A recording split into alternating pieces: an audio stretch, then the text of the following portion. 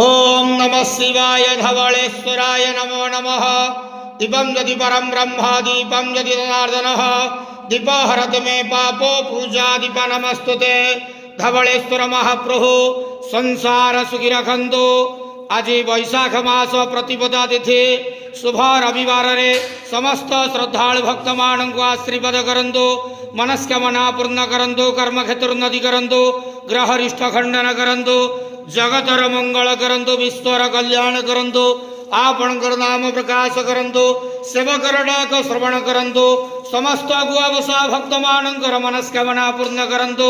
महाप्रभु धवलेश्वराय नमो नमः। संसार सुखी रखंतु आनंद गवार हरि बोलो।